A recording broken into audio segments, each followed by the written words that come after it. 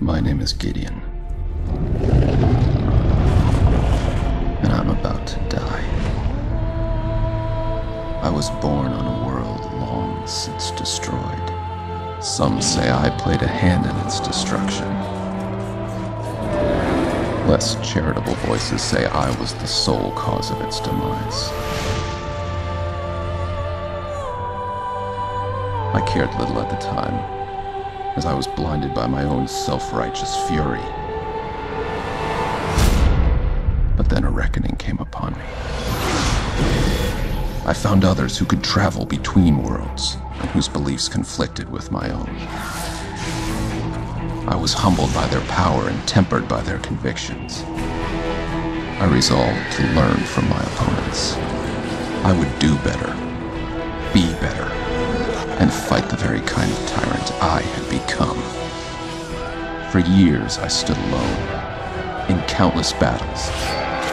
I won every time.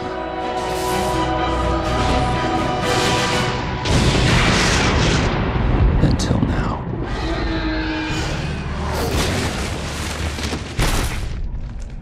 I've given my all and it wasn't enough. But I have a plan. I've done the one thing my opponent could never do.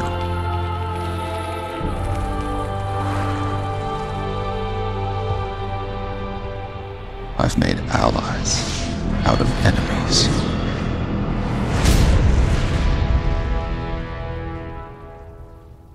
Alright guys, this is Spark here, and we are going to be playing Duels of the Planeswalkers 2012.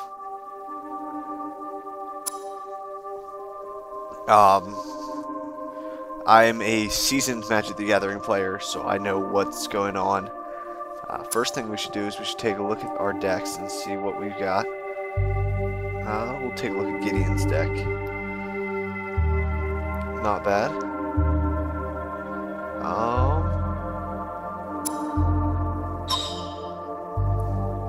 Oh, I'm gonna need to grab a mouse, aren't I? Probably. There we go, okay. Choose a color, what creatures you control gain protection from the chosen color until end of turn. Awesome. I know what Break the Elements does.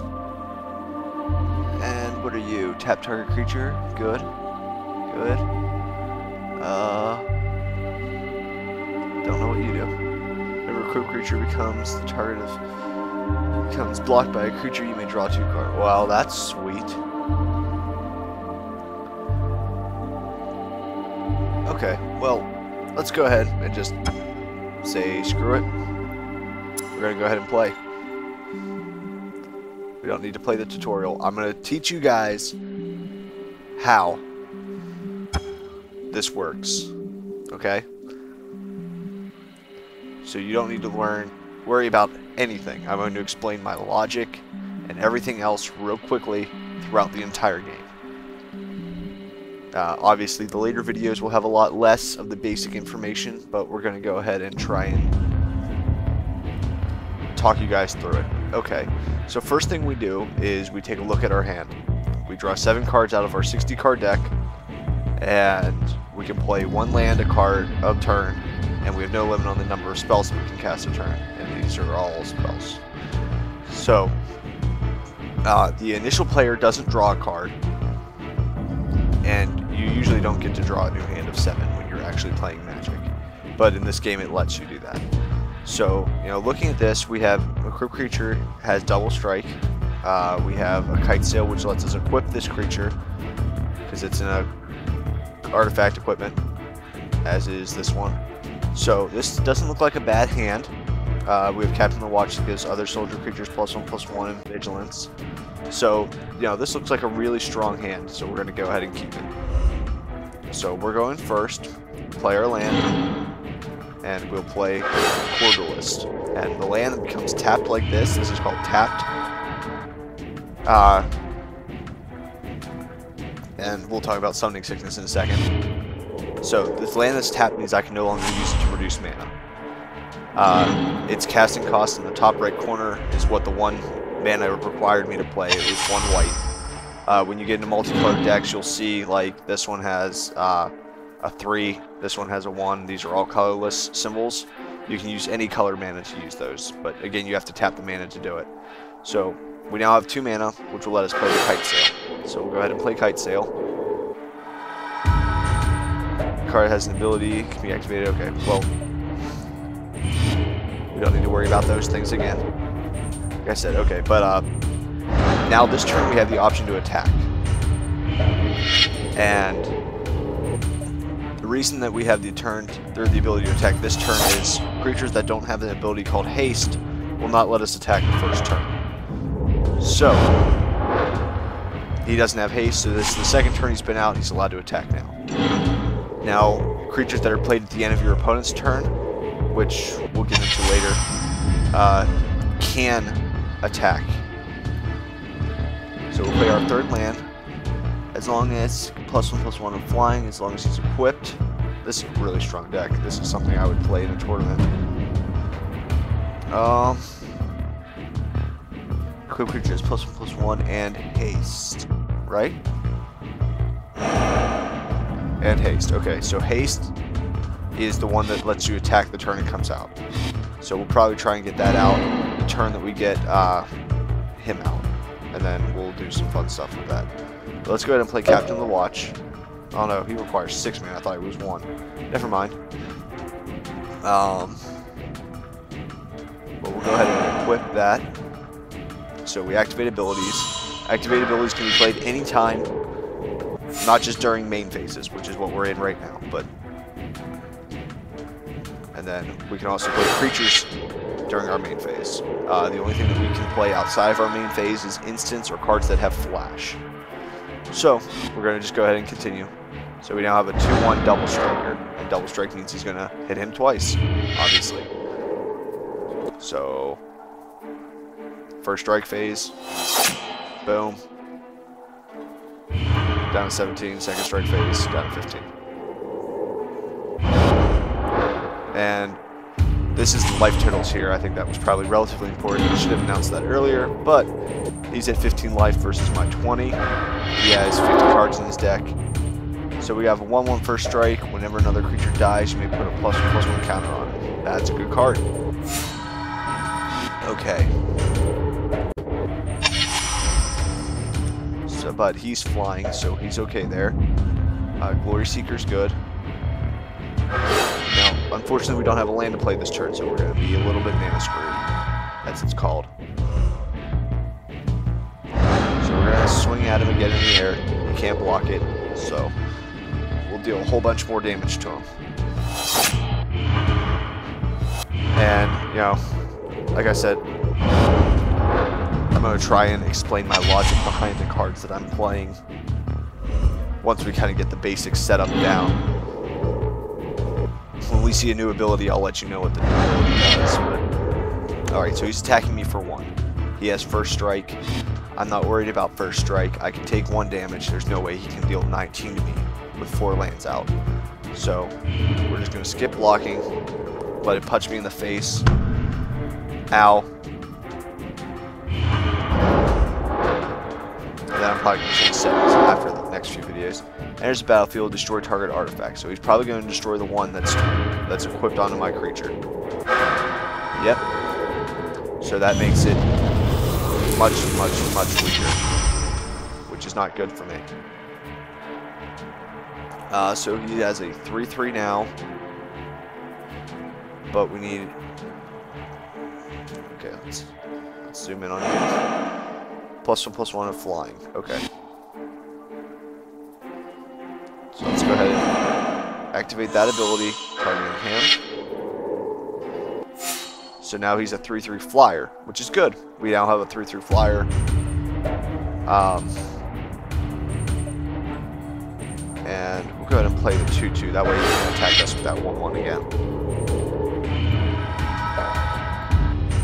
And now we're tapped out again. He's got Summoning Sickness. He can attack. So we're going to swing 3 in the air. And again, creatures with flying can block creatures without flying, like these two. I don't think I mentioned that earlier.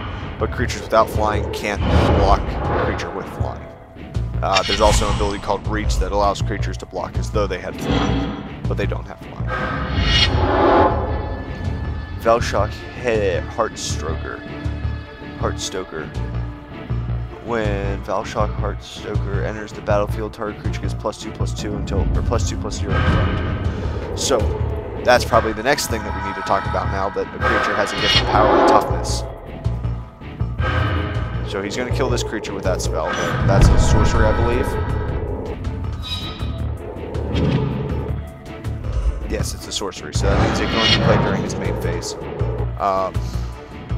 So here's what this is doing now. This is now a 5/3. 5 is its power, 3 is its defense. So if I block with both of these creatures, and if he didn't have first strike, then he would die.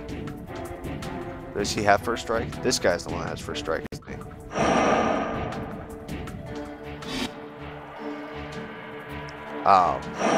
Yeah, this guy's got first strike. So if I block with the 2/2, he's going to die and he's going to get bigger. We don't want to do that.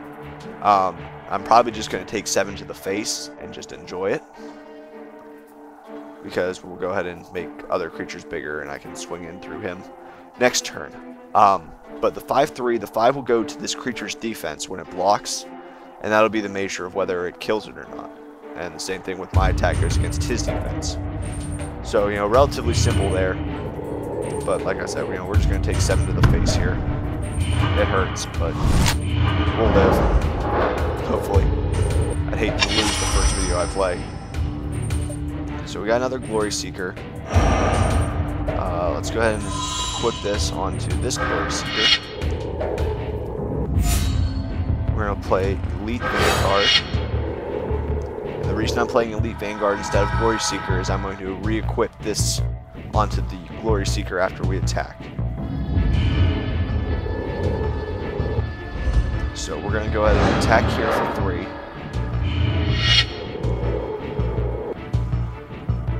Doesn't look like he's going to... Oh, he is going to block. So we're going to kill that creature. Our Glory... Oh no, our Glory Seeker might die. And his creature's getting bigger and bigger and bigger and bigger and bigger and bigger and bigger. We'll activate this at the beginning of his turn. Oh no, yeah, Equip is a sorcery. I don't know, Equip might be a sorcery speed spell. It's been a while since I've played with these. First strike, okay, another one of those guys, which is good. Yeah, I'll show that again.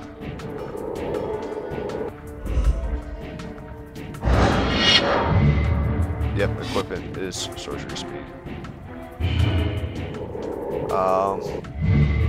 Let's think about this for a second. We got 6 damage coming at us. We'll take 6. I can swing through and do a whole bunch more damage. Okay, we'll take it. Hopefully he doesn't, like, lightning bolt me to death, because I don't know what's in the deck, which would suck. I could double block and kill one of those. But I really don't have that many spells to play, so we probably don't want to do that.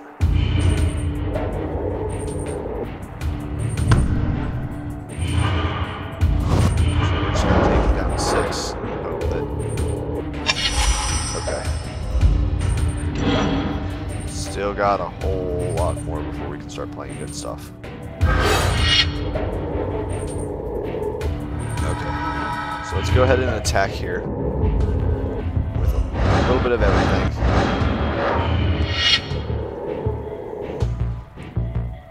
We really just gotta hope that he's got 2 cards in his hand and one of them is just not an incinerate.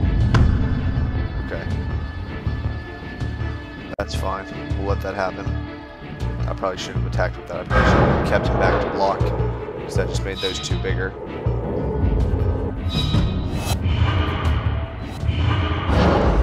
He's at 4 life though. So that's good. So let's go ahead and activate this ability, move it over to him, and pass our turn and hopefully not die. Yep. That kills me. That would have killed me whether I took damage last turn or not. You know, he didn't even need to attack. Well, that kind of sucks. Koth has defeated me.